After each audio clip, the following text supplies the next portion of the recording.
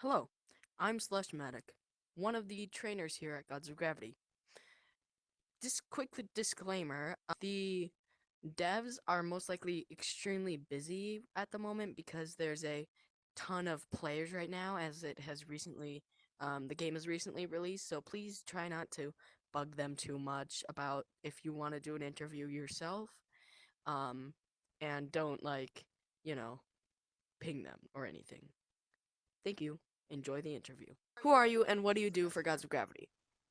All right. Well, I'm Nathan. I'm one of the developers on the team, and mainly my focus is on programming, just like Jack, who is not here today, and sound design stuff. So any of those wacky sounds you hear in the game, that's usually me. Yeah. But Nathan, yeah, Nathan also does design work too. I think we all do it. The funny thing about startups is that you do everything. You have to do a little bit of everything. So technically, when I came on board, I think my title I came on board with was president, and I was mainly trying to just help us get onto from the App Lab to the Oculus Store. But in the process, Nathan and Jack and I talked, and we just grew and evolved, and we just took on as many hats as possible to achieve that goal. So the funny thing is like Nathan and Jack definitely do all the coding. I don't do any coding. My programmer skills died 10 years ago. So, but the funny thing is you do everything else. You know, we do a little bit of marketing, we do a little bit of legal, we do the PR, we do the design, and you really have to wear every single hat that you can possibly wear in order to be successful because not everybody has the time to just stick in one role. So that's the most exciting thing and probably one of the coolest things about being in a startup is that you maybe like come on with one role, but the fact is that you're going to wear many hats if you want your company and the game to be successful. So you mainly do like marketing and things like that. What's the meaning that you're kind of a president? Like what does that exactly mean? So mainly it means company direction. So a lot of the stuff I've been doing lately is trying to set up our legal. So setting up all of our legal stuff, making sure that we'll have the bank accounts, the EIN, all the LLC, the operating agreement, all that stuff is filed and correct and in the right place before we launch. It allows us to make sure that we're a solid company. We've got all of our the insurance we need and everything that goes along with that. It's yeah, it's not exciting part, but it's fun to learn. It's fun to get through that stuff, and it's exciting to kind of walk through that in a different way. It's very different from game design, and but like I said earlier, is you have to wear all those different hats. How many direction trying to make sure that we're all moving in the same place or moving towards the same place to make the game and the company successful as possible. Probably the focus. As a developer, how do you feel about like kind of moving to the store? Well, it's It, obviously a really exciting thing. It would probably be like the thing that we're for a while. It almost seemed like an end goal, but we also like kind of secretly knew that if we did manage to get to the store, it would just be the beginning of something much bigger. Um, but having been on App Lab for so long, I mean, App Lab was a weird state to be in because like it was out there, anyone could play it, but the fact that anyone found the game was sort of a miracle. Like we didn't for a long time we ran like no ad ever.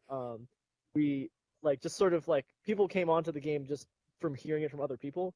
Um, and so being on the Quest store is a really great opportunity for us to finally like have the game out there and actually try to like share it around with people because we like this is a multiplayer game. This game will is when it's most fun when there are lots of people online and like that's sort of been like the big goal with this game. And so like I guess like proving to Meta or whatever that this game is something that's worth the Quest Store standards, whatever they may be, um, is just a great like moment for all of us, and it really goes to show that all the work we put into it has been worth something.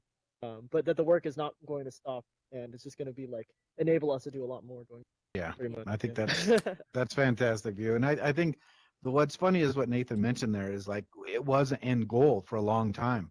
But we knew if we could hit the store, it would just become the beginning. But I can't tell you how many hours we put into it. It's really crazy to think about because it almost consumes every bit of your day. I mean, we both work crazy long hours, and I mean Jack too. Obviously, that's a given. But all Maybe three of crazier us hours put, sometimes than me. yeah, probably, yeah, probably the craziest hours go to Jack. But all three of us put in so many hours, and it's just that, you know, we have a passion for the game, and we want to make the game the best it can possibly be for us, but also for the community, for the players that have been playing it, for the new players coming on. And this is just step one, really. So getting to the store is step one, and we have a lot of big plans, and we just want to see them achieved to make the game great.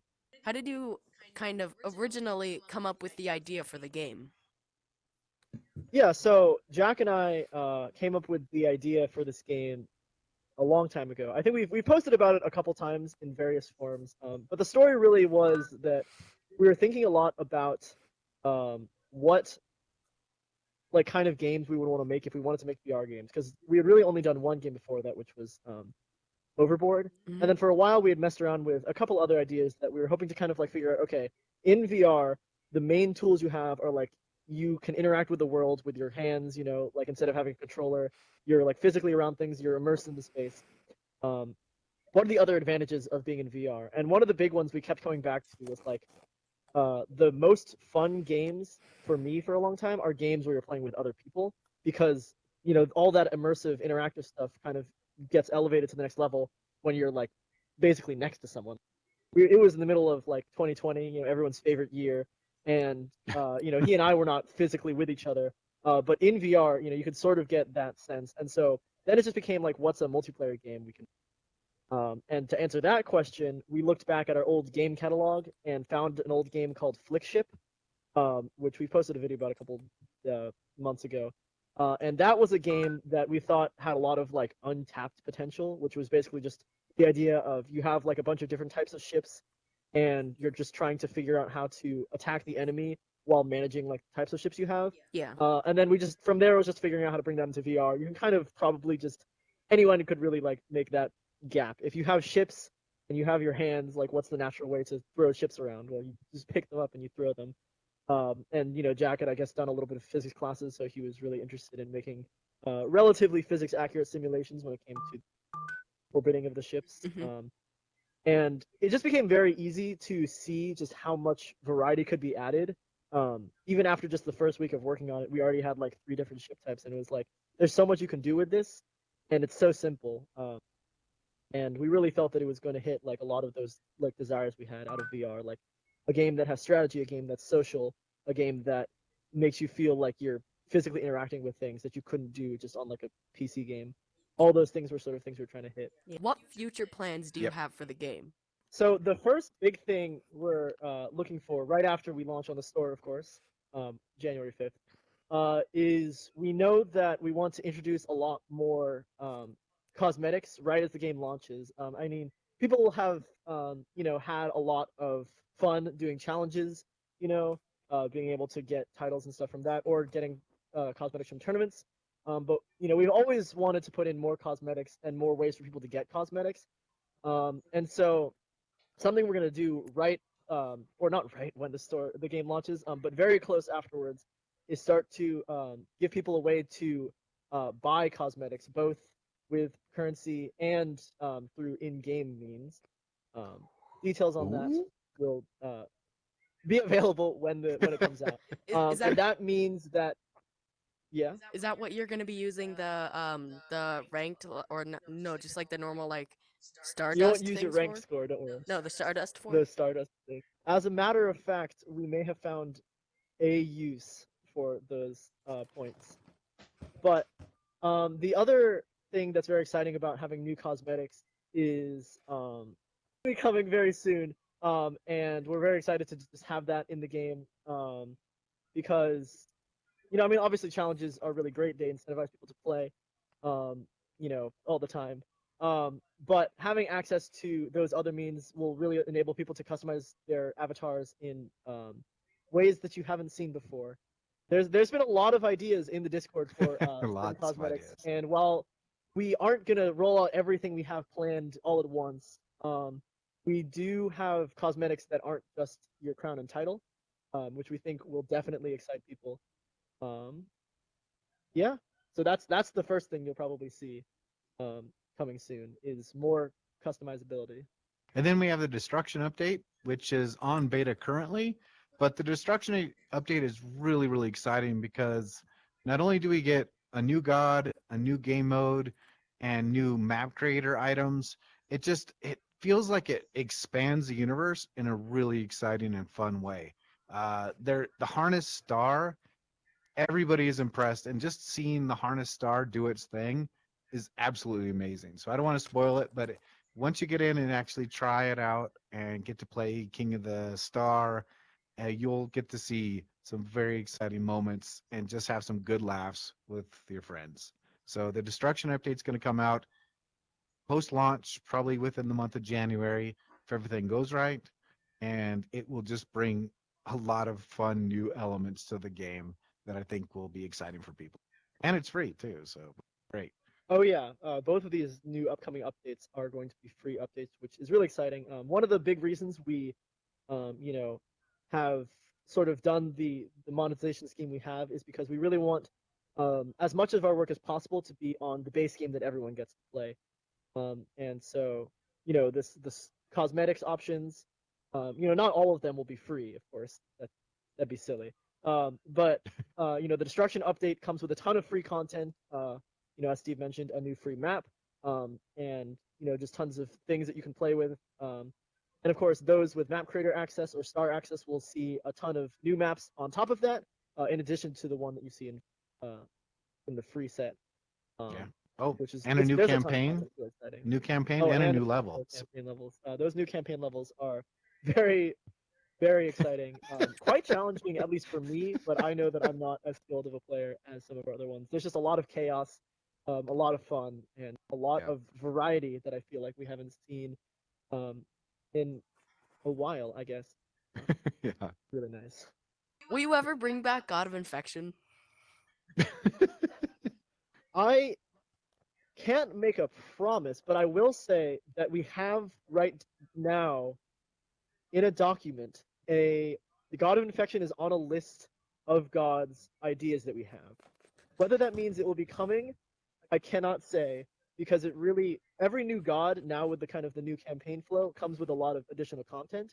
And so god rollout is a little is not like kind of how it used to be where like gods just sort of appear um without like any campaign levels. um so I can't promise anything, but we don't dislike the god of infection. We just know that the way that it was implemented at the time was not super healthy for the game. Um, but we have an idea for new ways of bringing it back, and that will still preserve sort of the fundamental idea of being able to play that kind of god. But it's And there's not. some other really cool ideas in there too. There's That some other list of ideas in gods there. has some really cool ideas. So people keep talking about God of Infection, but there's some other awesome gods on there. So how did kind of you getting onto the store start? Like, did you talk to Meta? Did Meta invite you? Like, what kind of happened? Yeah, technically, this is Oh, another one of those things that we we- aren't allowed to fully explain, yeah. especially because the process is different for a lot of different teams. Hmm. Um, but what I can say is that it's not easy, I guess. And the reasons for that are not due to any like sort of. It's just because there's a lot of great games out there, Hmm. and so it really. I think the biggest step for us, without saying sort of what it took, was just like making sure that we were committed to continually like working on the game, and making sure that our community was still passionate about it. That was probably the most important thing. And then from there, the logistics of it were, I would say for us, kind of tailored to our specific situation. And I would expect that for other games. I can't speak on that. It might vary. Um, but both for sort of confidentiality reasons and just because the process isn't something we're allowed to speak. That's just confidentiality. Um, Right. I can't necessarily say exactly how that went down, but it was very exciting. That's all I'll say. Yeah. And And it was just a thrilling ride from start to finish. Um, just like kind of being in contact and just always on the edge of our seats. Yeah. yeah, for sure. I think the main thing is like what Nathan said is you when you go out there, especially if you're coming from the app lab, you have to show that you're dedicated to supporting the game and making the game grow and making your community grow and doing everything you need to do. Like just putting out a game and leaving it for a year is not going to get the notice of meta. You have to really show you're dedicated to this. And I think that's just one key factor. But also the interesting thing is I think everybody's story and everybody's journey is different. How come you list the versions as like instead of just like doing a new version, it's 2.0.00.0.7 debug. That's a great Like question. why? Oh, well, debug is just because you're a debug Well, user. yeah. So, the version numbers we we run through a lot of different kind of styles of it. It's mainly just because of legacy more than anything. Um, so it fundamentally the idea behind it is that there have been like okay, well part of it was because we sort of like accidentally locked ourselves when we said Rocks to Riches was version 2.0. We got a little we were really excited. We thought it was like well we still think is like easily the biggest update compared to everything that came before it, Mhm. and it completely changed the game. Like the production being the way it is because of that update. The campaign being like the way it is because of that update. Yeah, what was that update? I Volatility think I and came like conquest. right after that update. Yeah, we recently posted a video on it actually, which contained the sort of content because it was a lot of things that I think a lot of people forgot were in that update. It was themed around asteroids. That was the new thing. So before that, you know, asteroids weren't a thing. Mhm. But alongside that came two new ships, the battleships. It came with the map being able to collapse in on itself at the end of the game, along with black holes. It came with, at the time, the God of Conquest, teleportation, and volatility were not really very well fleshed out. The volatility became kind of themed around explosions in that update. Conquest became themed around. Actually, no, Conquest took a while before that one came to be. And the other thing that happened was all the gods got campaign levels themed around them, which was not a thing before. You could fight the God of Conquest, and that was it. So that happened, and then the last really big important thing is moons in the game were not really all that important because they counted for this invisible resource that just made your production go faster.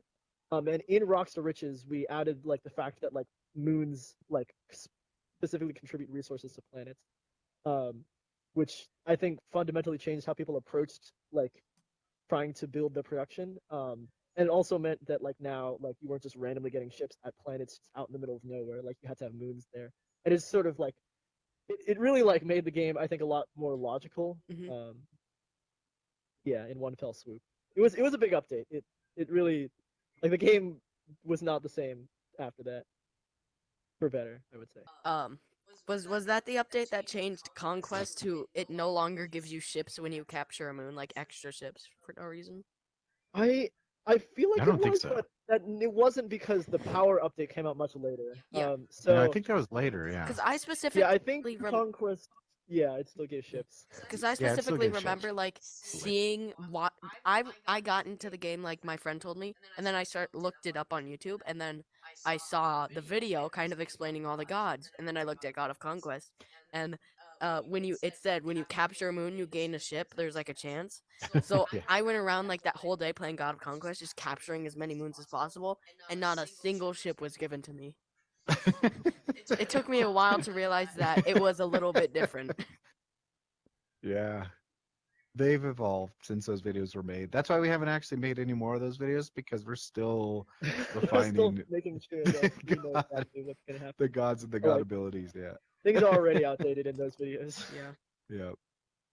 Yeah. Um, but yeah, it was a good time. It was very it was a great update. But yeah, anyways, long story short, that meant that the big update was one like to two, and then within that there are sub updates. So really, for most people, the version is like 2.20. That's the current version. Like campaign update is 2.20, and then subsets of that are like patches. And the reason they're like on like multiple dots is just kind of because we asked Jack's dad on how to do it, and so that's just sort of what it looks like. Um, but the reason It's behind the like an numbers are a little industry standard, complicated. guys. It Yeah. doesn't. Yeah, it's sort of weird. So you know, we might find a new way to do it eventually. But for now, that's the reason it looks like that. Mm. Okay. Yeah, I Like think we talked about did we decide on that? Did we say we're going to go to 3.0 or back to 1 when we do live? we I can't thought remember about what it. we Right now, Yeah. well, yeah, we might make a destruction 3.0. Yeah. We're not committed to that Anyway. yet. Yeah. What was your kind of main idea behind the price plan? Ooh, spooky Oh question. man. Oh, we Um, had Steve, do you want to talk so about many this? dis I've formulated many an answer on this before, but I don't know if yeah, you've also I'll thought let you about go this. after, but yeah, I think the initial thing was, you know, when we were accepted and we were told we were going to go on the store, that brought up a whole new pricing dilemma. Because what we had to find out is, do free games do well on the store? And it depends. There's no real clear cut answer, which was the unfortunate thing. So what we had to figure out is, do we want to remain like true to ourselves and say, hey, we want players to find the game and discover it and play for free and not have really any interruption to how they play the game, but we also want to be able to make a living for ourselves, right? Because up to this point, honestly, 2 years into the game, and we haven't made any money. So the thing would be nice for us to be able to support ourselves, right? So the idea was, we want to keep true to ourselves and we want to have a free component and stay true to what we've done in the app lab, but we also want to allow players to play in different ways. So we tried to figure out, what is that? Does that mean you know, a two-tier model? Does that mean a three-tier model? We looked at other games out there. We tried to figure out what best we thought would fit both our community, our growing community, and what happens to people when you come to the store. And so we had a lot of, what happened is, this model that we settled on, we thought would be the most fair for everybody, players, meta, ourselves included, and would allow us to, hopefully the goal is to show the players that it's a fun game and it's a great game. And if they like it through the free version, then they could buy it. Mm-hmm. And it's saying, hey, if you really like the game and you're playing it and you've been in for 100 hours, take a look. Maybe you'll enjoy the star access. So it's just something where we wanted to be able to allow players to play their own way and have a good time, and hopefully allow us to do this full time. And it took a lot, though. I will tell you, there was a lot of discussions. Mm-hmm. What do you think, Nathan? Yeah, that's basically all the points I wanted to say. And I will say that I think something else we've heard was that really the most common model is probably like just straight up you buy the game. And I think that that was something that when we talked to a lot of people, they said, oh, the game has a lot of content in it. You might as well just make the whole game like have an upfront cost, because it's a consistent way to get people to support the game. And it's every time someone purchases the game, they get like a set value, and that's it. And that has a lot of there's a lot of upsides to that, because it means that the game like doesn't have to have any added complexity. You pay for what you get, and then you're done. You don't have to worry about anything else. But like Steve said, this is a game that we think really thrives on being accessible to people. And we put a lot of effort into making the game appealing to even VR newcomers, or yeah, accessible to Yeah. newcomers, accessible to as many people as possible. It's a multiplayer game. We've like all of the social multiplayer games that I've heard of, like the reason that they have, or like the reason that they're fun, is because I was able to get them for free and try them out. And then, like Steve said, you know, we don't want to make it so that the only monetization is through like cosmetics or like other things, because we still believe that the game itself has value and is worth buying. So there is content that you know is contained in that. But at the same time, even though there is content that you need to buy, as a free player, you still kind of can use all of that content. You have access to all the mechanics. You're not restricted from trying any god. You're not restricted from experiencing what an unstable star is, or what the missile ships do. We want to make sure that it's not like a divide between free and paid players, but that there's still a lot of value to buying it, so you can play in more ways. You can customize your maps to do things. All of those fun aspects are what you're buying. Mm-hmm. Yeah. Plus single player, of course. There's a lot of fun Yeah. single player Oh, stuff. and all the single player. Yeah. And it's funny, we had that Rough Talk VR, the podcast, and they even said, like, we give away too much for free. And we're like, we're okay with that. Yeah. We want to entice people. We want people to go, wow, this is a great game. Let me support these guys. And I think people will do that. So the game is going to release to the store, um, January 5th, 2 days from this interview. What do you expect to happen? Do you expect everyone to make videos on it? Do you expect it to blow up or stay under the radar for a bit and then someone discovers it and then everyone starts playing it? I mean, right now, the one biggest thing that's hard to say is that we know that our launch is at a really interesting time for people because, Yeah. you know, the holidays are kind of ending, and I think a big time for people to get in, like get new games is for the holidays, and so um, it's really hard to say like how many people we're going to see. That being said, even without like the game being out, we know that it's being discovered a lot more just because it's on the store, and we ourselves are going to put a ton of effort into promoting it out there. So the idea, and what we're really, at least what I am expecting to happen, or not expecting to happen, that I have high hopes for, given all what we're kind of doing, is people will find out about the game. We'll just like see a whole new wave of people. That's something that we really like. We've never seen waves of people in the past. It's always kind of a trickle. And that doesn't necessarily mean though that the multiplayer scene is going to explode because multiplayer isn't necessarily what drives people into the game only. Obviously, a lot of people are interested in playing online with random people.